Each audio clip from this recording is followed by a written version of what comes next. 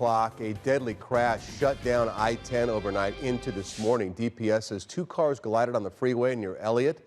1 person was killed. Troopers shut down the westbound lane, so heading from the Tempe area into Phoenix. And you can see the scene here. We have not, nothing's been confirmed that this was a head-on crash, but you can see there's definitely front-end damage to that white car, and both cars ended up in the HOV lane. Now, the freeway did open up about an hour ago. We're still looking for details as to what led to this crash. As soon as we get them, we'll bring them to you. But again, the big news for you here is that I-10 at Elliott is now back open. Another crash happening early this morning at the Loop 303 in Bell. At least 2 vehicles involved here. 3 people had to be taken to the hospital. 2 lanes were blocked until those patients could be transported. Busy night for Phoenix firefighters on the scene of a fire at a tire shop near 27th Avenue in Van Buren. Crews finding fire and smoke in that building when they got there. It happens a little before 11 o'clock. Firefighters quickly put it out. They say there was not a lot of damage to the tire shop, and the cause now under investigation. A father is on the run after police say he killed a pregnant woman and kidnapped his 2 young sons he had with her. Police say he also killed the woman's roommate. Investigators say they have enough probable cause now to arrest 46-year-old Demas Coronado for 3 counts of murder. According to police, he shot 24-year-old Oralia Nunez, who was also pregnant, and her roommate, 34-year-old Omar Gonzalez, near 32nd Avenue in Van Buren on Saturday morning. An Amber Alert now is still out for 8-year-old Victor Nunez Coronado and 5-year-old Jonathan Nunez Coronado. Police looking for an older model light green Ford pickup truck with a white camper shell. Coronado is said to be armed and dangerous, so if you see him, do not try to approach him. Just call police. The nation says a final goodbye to Senator John McCain. Celeste now has more on funeral services in the nation's capital over the weekend. Celeste? Yeah, it has definitely been quite the week here. And over the weekend, of course, we said goodbye to Senator John McCain. Family and friends remembered his legacy and life of service here during memorial events from Arizona to D.C. over the last week. Take a look. Senator John McCain's final journey from Arizona to the nation's capital ending at the Naval Academy in Annapolis Sunday. After a week of public events, new photos now offer a glimpse at the private memorial service inside the Naval Academy Chapel. The service, a sea of white, as Senator McCain was eulogized by his closest friend, Senator Lindsey Graham. McCain's family, including his 106-year-old mother, Roberta, looking on. The war hero's body then taken to his final resting place. Navy jets performing an aerial salute to the Maverick flying in the missing man formation. The weekend's events offering many touching tributes to former presidents and political competitors coming together to speak. Obama says, what better way to get a last laugh than to make George and I say nice things about him to a national audience? In the end, I got to enjoy one of life's great gifts, the friendship of John McCain, and I'll miss him. McCain's daughter's passionate words. We gather here to mourn the passing of American greatness. The real thing, not cheap rhetoric from men who will never come near the sacrifice he gave so willingly. It really was quite the morning on Saturday. If you were not able to watch, Meghan McCain spoke for at least 30 minutes. It was a beautiful ceremony. John McCain orchestrated his entire funeral himself. He requested to be laid to rest next to his longtime friend at the Naval Academy Cemetery, Troy, right overlooking a river, perched up on a hill. Beautiful place. Yep. Fitting goodbye over the last 5 or 6 days for sure. Thank you, Celeste. Police around the valley cracking down over the holiday weekend, making sure the roads are safe for impaired drivers. Officers out in full force to continue through tonight. Last year, 550 people arrested for DUI across our state on Labor Day weekend. About a fifth of those extreme DUIs. So we should find out about numbers this year by tomorrow morning. If you have too much to drink, AAA Arizona has a way to get you home safe. We tell you about this over and over on holiday weekends. That Tipsy Tow service, 1-800-AAA-HELP, between 6 p.m. tonight and 6 a.m. tomorrow morning. You get a free tow for 10 miles. Some people are choosing to give up their day off today to help out others. Dentists across the valley working today to give free care on this Labor Day. So the Recess Dental and Braces location at 16th Street and Southern, take a look out there. People already started to line up about an hour ago. But all the locations, not just this one, giving away free care from 8 o'clock this morning, so that's about an hour from now, through noon. as part of the annual Labor of Love. Services will include basic teeth cleaning, cavity filling, tooth extraction, complete exams, and x-rays. So Risas Dental and Braces expected to serve more than 1,000 people today. Gotta love that giving back. First responders have to work hard to continue to protect the public on Labor Day so they don't get the day off. Many won't have to worry about what to do for lunch, though, because Olive Gardens across the country are serving a thank you lunch for first responders. 17 straight years they've done this. Olive Garden delivering meals to police and fire stations and emergency rooms on this Labor Day. So yeah, breadsticks, got your salad, pasta. Drivers could be in for a treat this fall. Experts say gas prices are expected to drop. Marcy Jones now has more. Marcy. That's right, Troy. Well, this could be a welcome relief for commuters and motorists who say that this has been the most expensive summer at the pump since 2014. That's according to AAA. As the final busy travel weekend of the summer wraps up, Americans are paying an average of about $2.84 a gallon. That's 43 cents more than a year ago. That amounts to about $6.45 extra per 15-gallon tank. But barring a big natural disaster that could jack up energy prices, drivers are likely to pay less at the pump this fall. AAA is forecasting that prices this autumn could average $2.70 a gallon, down from a 2018 high of $2.97, and that was around Memorial Day. So any increase we see through the holiday weekend will definitely come down following this weekend, says a spokesperson for AAA. So it sounds like this is going to be a nice little treat for everybody who needs to fill up. And of course, it's going to be happening after this weekend. So yes, some good news here. Yeah, no, it's good to see those go down, Marcy. Thank you. Weather alert from you from across the valley. Conditions remind us the monsoon season not gone just yet, even though here we are in September. Video taken from our tower cam yesterday. You can see the sky opening up, dumping rain. Big storm cells there, the kind of the South Mountain area. Clouds, just beautiful. But it is rainy. So Mother Nature putting on a light show in Globe last night southeast of Phoenix. Photos showing lightning out there. Fox 10 viewer Shelby Anderson sent us these photos. That's a neat one, huh? Kind of looks like a spider or a crab or something up there. And in Queen Creek, Fox 10 viewer Tiana Gray sent us a photo of the hail out there, and they were hit with quite a bit. And look at that. That's good sized pieces of hail.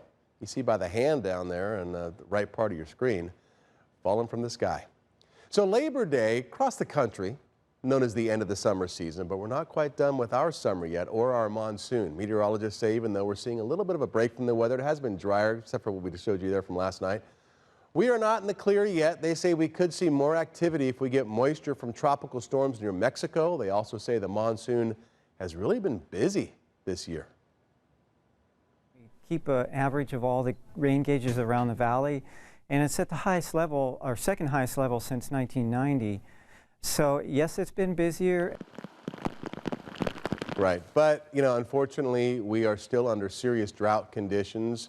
Meteorologists say we need a very wet winter to improve the drought conditions in our state, and Celeste now is joining us. But you know, the thing is that you end up needing a lot of snow up in the Rockies. Yeah, you do. I'm sitting over here. Sorry, I'm looking around like, oh my gosh, Troy's looking for me. I'm right here, my friend. Okay, good. Okay, so real quick, here's some of the numbers outside. You mentioned some of those. You know, we're kind of still in the middle of monsoon, but if you remember, Troy, all those storms we had a few years ago, and we had all that flooding taking place on the I-10 and 43rd Avenue, that happened in September, towards the end of the monsoon season. So we're not in the clear just yet. If you're stepping outside right now, it really is a pleasant morning. Look at Wickenburg, 72 degrees. In the far northwest part of the valley, there's 73 in Apache Junction. Florence at 70. It's a little bit warmer on the inside of the valley. 78 in Scottsdale, 77 in Sky Harbor there. And so some of the numbers up in the high country, though, so very pleasant. Flagstaff at 48, brisk temperatures there. 48 as well at the South Rim there in Tucson, Grand Canyon. 70 up in Page. There's probably a lot of folks up there enjoying Labor Day on a houseboat for several days up in at Lake Powell in Page. So it's beautiful morning up there. Gorgeous sunrises with the beautiful Glen Canyon Dam. 53 in St. John's, 57 in Payson. And let's take a look at our 10-day forecast here. We're going to dry up just a little bit, it looks as though. and 100 for today. So there's some clouds there in the sky because of the alerts that we received yesterday and the thunderstorm warnings we received as well. 101 for tomorrow, 102 for a Wednesday, and lots of sunshine to be expected, although we'll take a good look at those dew points coming up in a little bit to show you maybe what our chances are of receiving some of those afternoon into evening storms in the next couple of days. All right. Well, we're following two stories that are trending this morning. The first, the bishop officiating Aretha Franklin's funeral Friday, causing quite a stir on social media all weekend and this morning after people criticized him for how he greeted the singer Ariana Grande on stage. Take a look. When I saw Ariana Grande on the program, I thought that was a new something at Taco Bell. Girl, let me give you all your respect. So that joke about singer Ariana Grande, plus some offensive behavior at Aretha Franklin's funeral service last week, you see how he's grabbing her on the side. Well, there was some speculation that he had grabbed, her chest area a little too tight there, has caused Pastor Charles Ellis a lot of controversy. Yeah, also, some viewers believe the 60-year-old's right hand, like you said, was too close to her breast. And so that, of course, created all sorts of talk on social media and criticism. It spread rapidly. Bishop Charles Ellis has since apologized. Listen. I don't know, I guess I put my arm around her. I hugged all the female artists and the male artists. Maybe I was too friendly or familiar, but again, I apologize. And what he said also about her, when he made the Taco Bell statement, he said, he had to stretch for 8 hours, 9 hours. He's speaking to people there, and he really didn't mean it in a negative way, is what he shared. Also dealing with her own critics, Ariana Grande, who says all these critics are saying her dress was too short and inappropriate for the occasion. All right, a moment caught on camera between a former president and former first lady is now going viral. The Bushes and Obamas were seated next to each other at Senator John McCain's funeral service on Saturday. And at one point during the service, Mr. Bush taking what appeaed to be a piece of candy and passing it to Mrs. Obama and mouths the words, "Thank you." Yeah, and if you take a closer look right here, look at Laura's face. Yeah. So Laura's kind of looking over, and I think we were chatting a second ago. Troy was saying that I think Laura took it out of her purse. Yeah. Candy originated with Laura. Mm-hmm. You see it. He passes it to her. Pass it over to George W.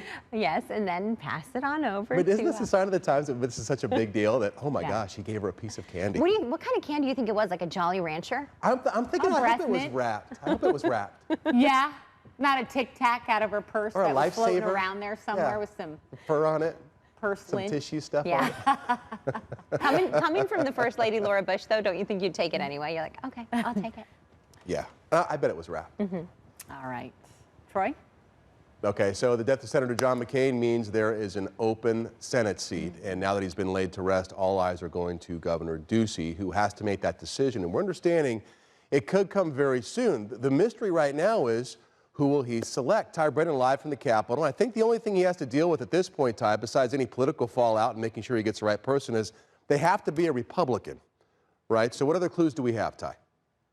Yeah, that's exactly right. And a lot of time and time again, Governor Ducey has said that he is not going to talk about this particular issue until Senator McCain was laid to rest. And now that that is done, all eyes are now on Governor Ducey, trying to figure out when this announcement will come and, of course, who that replacement will be. The decision is one that we are told Ducey is not taking lightly. Whoever he chooses will serve in McCain's seat until the 2020 election. He also must balance the demands of state conservatives, some of whom are soured toward McCain's criticism of President Donald Trump and his immigration stance. Some are also wondering if he will appoint someone simply to fill the seat for the 2 years when a special election would then be held, or someone who has a good shot at winning the seat again in 2020. Ducey has already gone on the record in saying that he would not appoint himself to the seat, but observers do believe that he may decide to run in 2 years. He is also making this pick as he is running for re-election this fall. Now, our Fox 10's John Hook actually caught up with the governor in Washington, D.C. at the airport. This is what he had to say. This is why we're going home. There's a lot of work to do. We wanted to focus on honoring Senator McCain this week and then channeling Senator McCain. It's getting back to work next week, and it's picking the best possible person regardless of politics. Now, some analysts have come up with a short list of who they believe Ducey could be considering. Those include Arizona Senator John Kyle, who retired in 2013 and is now a lobbyist, former Congressman John Shadegg and Matt Salmon, as well as John McCain's widow, Cindy McCain. Now, this will be the very first time in state history that a governor has appointed someone to a vacant Senate seat. And Troy, as you mentioned, the only prerequisite is that it has to be someone in the same party. So we're talking a Republican has to go back into Senator McCain's seat. But again, the big question, when and who? Right, and I think the win we're going to see pretty soon, Ty, because we've got that Supreme Court Justice Kavanaugh. You know, that's coming up, and I'm sure the Republicans want somebody in the Senate who can weigh in on that. So I would imagine he does make some sort of a move this week. Thank you, Ty. Andrea? You bet. Celeste? Lots of news happening here and across the country on this Labor Day holiday, and this is what we have coming up. So police are searching for someone in connection to a deadly hit and run. This was quite the story over the weekend, and authorities right now need your help to solve this case. Plus, a tragic Labor Day weekend for boaters on the California and Arizona border. Authorities are looking for some missing boaters after a bad crash over the weekend. We'll have the latest on that investigation. And Governor Ducey declaring this week as Arizona Blood Donation Week. The prize United Blood Services are giving for those who donate. It's pretty cool. This is a huge prize. We'll be right back.